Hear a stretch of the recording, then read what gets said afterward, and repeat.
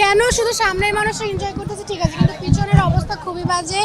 আরে হাতে লাগে ব্যথা রে, আচ্ছা রাতে সোনার বাংলারে।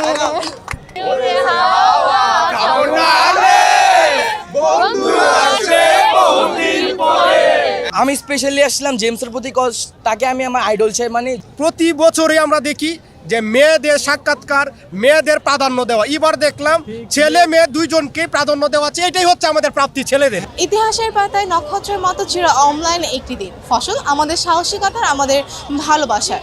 হ্যাঁ প্রিয় দর্শক,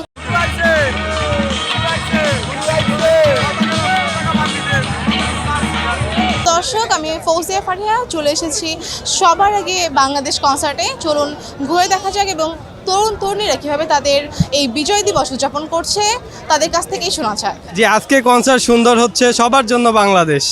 জি হ্যাঁ, নিরাপত্তা সিকিউরিটি ভালো ছিল, সব কিছুই ভালো ছিল এবং খুব সুন্দর একটা আয়োজন। কেন শুধু সামনের মানুষ এনজয় করতেছে ঠিক আছে, কিন্তু পিছনের অবস্থা খুবই বাজে।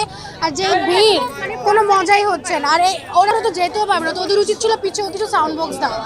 আরে হাতে লাগে ব্যথা রে, আচ্ছা রাতে সোনার বাংলারে। Thank you.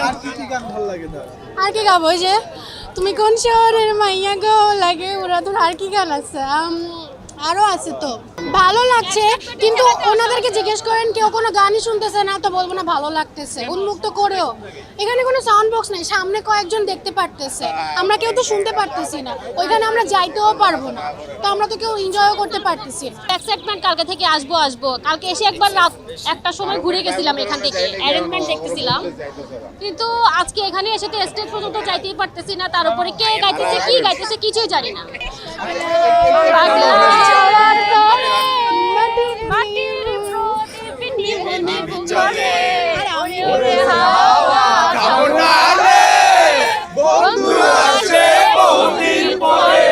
খুবই শান্তি, অফকোর্স এর থেকে ভালো বিজয় দিবস হয় না আপা, নাই আরো শান্তি। এর থেকে শান্তি কিছু আছে?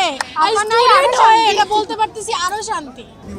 কিন্তু ভিন্নতা একটা সেট ছিল, প্রতি বছর যেরকম অনেক আতশবাজি ফুটানো হয় রাতে, তারপরে সকালবেলা অনেক প্লেনেরই হয়, এবার এগুলো কিছুই হয়নি, তো এটা মিস করছি।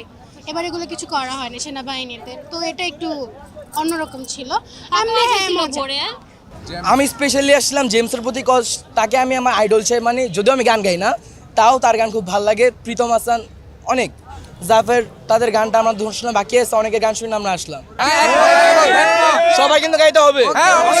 আমার সোনার বাংলা আমি তোমায় ভালোবাসি, জন্ম দিয়েছে তুমি গো, তাই তোমায় ভালোবাসি। আমার প্রাণের বাংলা আমি তোমায় ভালোবাসি। প্রতি বছরই আমরা দেখি যে মেয়েদের সাক্ষাৎকার, মেয়েদের প্রাধান্য দেওয়া। এবার দেখলাম ছেলে মেয়ে দুইজনকে প্রাধান্য দেওয়া আছে, এটাই হচ্ছে আমাদের প্রাপ্তি ছেলেদের। আজকের প্রোগ্রামটা অত্যন্ত ভালো লাগছে এবং এর আগে আমি তো ছিলাম তিতুমির স্টুডেন্ট, আমাদের ক্যাম্পাসের মধ্যে একবার জেমস আসছিল, তখন অনেক রেস্ট্রিকশন ছিল, অনেক বাধা ছিল, কিন্তু এবার উন্মুক্ত টাকাতে আমরা অত্যন্ত খুশি, আমরা প্রাণ ভরে উপভোগ করতে পারছি। যদিও একটু বক্সের একটু সমস্যা ছিল, মানে স্ক্রিনের একটু প্রবলেম, যার জন্য অনেকে দেখতে পারছে না। এমনিতে ওভারঅল ভালো। মানে আমাদের বলা আছে বলতে কি, উনাকে তো আমরা সবাই গুরু হিসেবে জানি, উনাকে আমরা অত্যন্ত শ্রদ্ধা ভরে স্মরণ করি এবং উনাকে ধন্যবাদ আজকের এই উন্মুক্ত আয়োজনে উনি অংশগ্রহণ করার জন্য। উনাকে আমাদের পক্ষ থেকে শ্রদ্ধা এবং সম্মান।